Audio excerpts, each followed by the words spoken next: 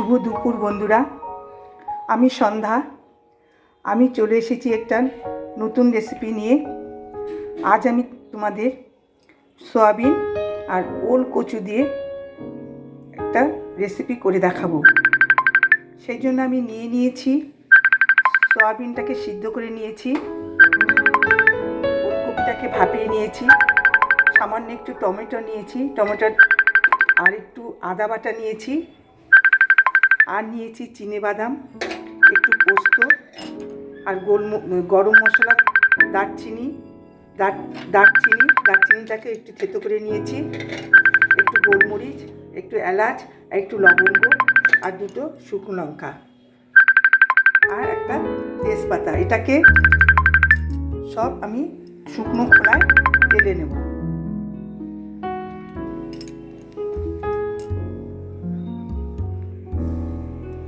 আমি শুকনো খোলায় উপকরণগুলো হালকা করে টেলে নিয়েছি। এবার আমি মিক্সিতে এটা গুঁড়ো করে নেব।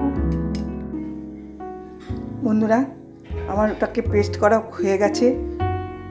উপকরণটাকে আমি গুঁড়ো করে সামান্য একটু জল দিয়ে পেস্ট করে নিয়েছি, কেননা ওটা আমি নামানোর আগে দিয়ে একটু নেড়েচেড়ে নামিয়ে দেব। এবার আমি কড়াই বসিয়ে দিয়েছি, কড়াইতে তেল দিয়ে দেবো। এসে বেশি তেল লাগে না, তেল দিয়ে দিলাম একটু জিরে ফোড়ন। তেজপাতাটাকে আমি তেলে গুঁড়ো করে নিয়েছি, তাই তেজপাতা ফোড়ন দেবো না।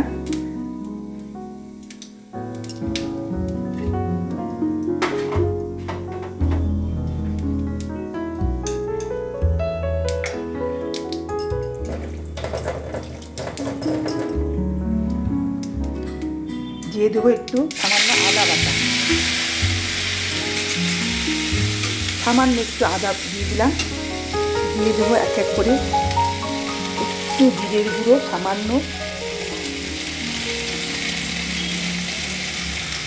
আর দিয়ে দেবো একটু ধনের গুঁড়ো। দিয়ে ভালো করে নেড়ে আমি টমেটোটা দিয়ে দেবো। টমেটোটা দিয়ে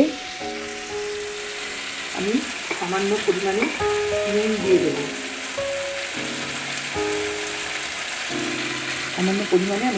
দেবো। নুন দিয়ে এবার ভালো করে মশলাটা, আদা জিরে ধনেটা সামান্য দিয়েছি। আর বন্ধুরা, টমেটো আমি কম দিয়েছি। টমেটোটা বন্ধুরা আরেকটা কথা বলছি, টমেটোটা অনেকেরই খাওয়া উচিত না। এই আজকাল সবারই ব্যথা বেদনা আছে, সেই জন্য টমেটোটা যদি আপনারা খাবেন, তাহলে টমেটোটাকে কেটে ভালো করে জলে ধুয়ে ভিতরের দানাগুলো ফেলে দেবেন, তাহলে আপনাদের অনেকটাই উপকার পাবেন। এইভাবে আপনারা টমেটো খাবেন, দেখবেন কোনো অসুবিধে হবে না। আমি প্রত্যেকটা রান্নাইতে তাই টমেটো কেটে ভালো করে জলে ধুয়ে দানাগুলো ফেলে তারপর ব্যবহার করি। এবার দিয়ে দেবো আমি এক এক করে ওল আর আলুটা।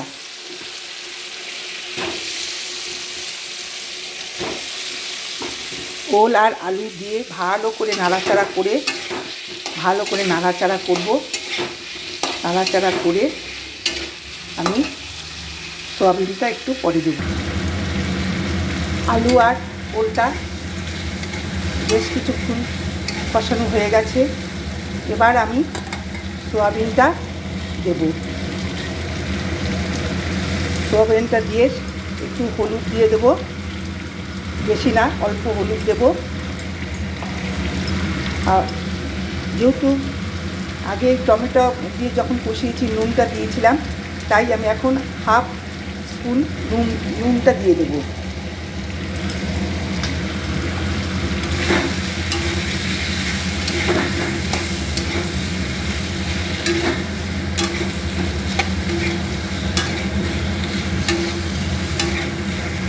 কোনো লঙ্কার গুঁড়ো এতে আমি ব্যবহার করব না।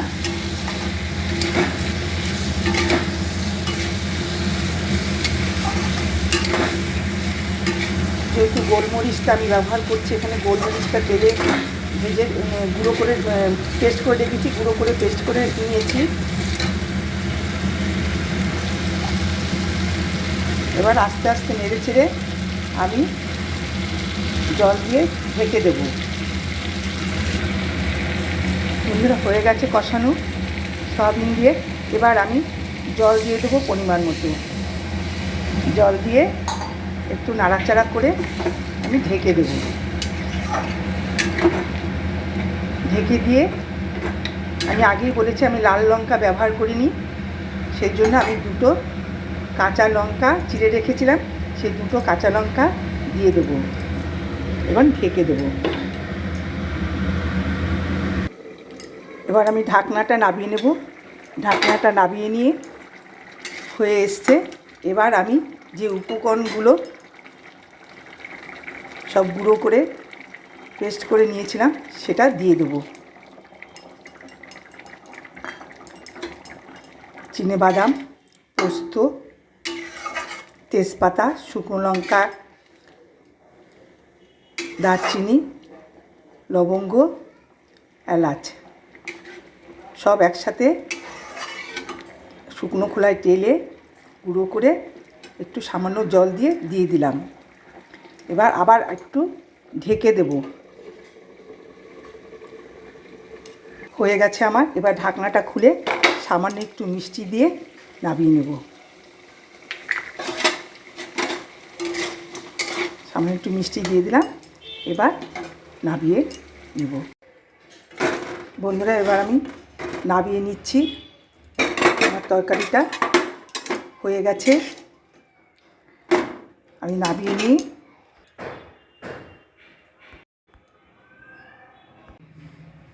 বন্ধুরা, আমার ওল কচুর তরকারি, ওল আর সয়াবিনের তরকারি আমার হয়ে গেছে। আমি যেইভাবে করলাম সেইভাবে আপনারা বাড়িতে করে দেখবেন। যারা ওল খেতে চায় না বা সয়াবিন খেতে চায় না তারা এইভাবে করে খাবেন, তাদের দেখবেন খুব ভালো লাগবে আর মুখরোচকও লাগবে, খুব ভালো লাগে। না খেলে আপনারা বুঝবেন না কেমন হয়েছে এটা। আর যদি ভালো লেগে থাকে আমার এই রান্নাটা, তাহলে আমাকে একটা লাইক, কমেন্টস ও শেয়ার করে দেবেন ও আমার চ্যানেলটাকে সাবস্ক্রাইব করে দেবেন। আজ এই পর্যন্তই। বন্ধুরা, আমার ওল কচুর তরকারি, ওল আর সয়াবিনের তরকারি আমার হয়ে গেছে। আমি যেইভাবে করলাম সেইভাবে আপনারা বাড়িতে করে দেখবেন। যারা ওল খেতে চায় না বা সয়াবিন খেতে চায় না তারা এইভাবে করে খাবেন, তাদের দেখবেন খুব ভালো লাগবে আর মুখরোচকও লাগবে, খুব ভালো লাগে। না খেলে আপনারা বুঝবেন না কেমন হয়েছে এটা। আর যদি ভালো লেগে থাকে আমার এই রান্নাটা, তাহলে আমাকে একটা লাইক, কমেন্টস ও শেয়ার করে দেবেন ও আমার চ্যানেলটাকে সাবস্ক্রাইব করে দেবেন। আজ এই পর্যন্তই। বন্ধুরা, এবার আমি নামিয়ে নিচ্ছি। আমার তরকারিটা হয়ে গেছে। আমি নামিয়ে নিই। শুভ দুপুর বন্ধুরা, আমি সন্ধ্যা।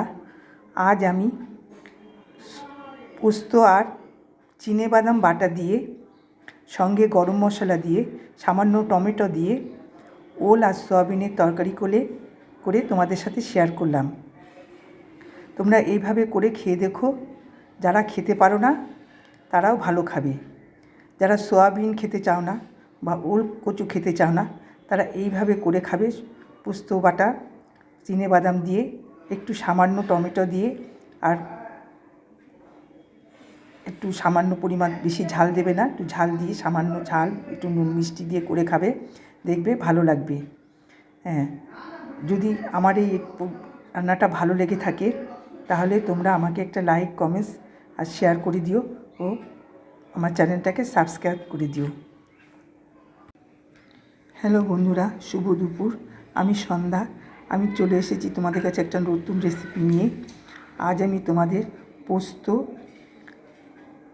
আর চিনেবাদাম আর তার সঙ্গে একটু দারচিনি, লবঙ্গ, এলাচ, গোলমরিচ, তেজপাতা এসব টেলে, শুকনো লঙ্কা একটা, এসব শুকনো খোলায় টেলে নিয়েছি। টেলে নিয়ে তারপরে সামান্য একটু আদা বাটা, সামান্য একটু জিরে, একটু ধনের গুঁড়ো দিয়ে ভালো করে কষিয়ে আমি আজকে রেসিপিটা করব।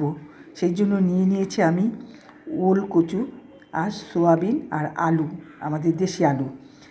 আমি ওল কচুটাকে ভাপিয়ে নিয়েছি, সয়াবিনটাকেও ভাপিয়ে নিয়েছি। এবার আমি সব করে কষিয়ে, মশলা টশলাগুলো যেগুলো বললাম সব কষাবো।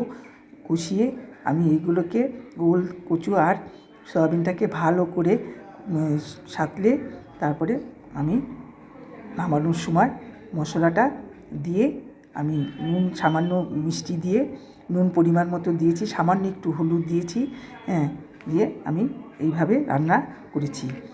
যদি তোমাদের ভালো লেগে থাকে আমার রেসিপিটা, যারা ওলকুচু খাও না বা সয়াবিন খেতে চাও না, তারা এইভাবে করে দেখো, তাদের ভালো লাগবে। হ্যাঁ, একটু সামান্য টমেটো দিতে হবে। টমেটোটা দেওয়ার আগে ভালো করে ভিতরে ধুয়ে দানাগুলো ফেলে দেবে, তাহলে যাদের ব্যথা আছে, টমেটো খেতে পারো না, তাদের কোনো অসুবিধা হবে না। প্রত্যেকটা রান্নায় তোমরা টমেটো দেবে, কিন্তু তার আগে টমেটোটাকে কেটে ভালো করে জলে ধুয়ে ভিতরে দানাগুলো ফেলে দেবে, তারপরে রান্নায় ব্যবহার করবে। বন্ধুরা, যদি আমার রান্নাটা ভালো লেগে থাকে তাহলে আমাকে একটা লাইক, কমেন্টস ও শেয়ার করে দিও, ও আমার চ্যানেলটাকে সাবস্ক্রাইব করে দিও। আজকে এই পর্যন্তই।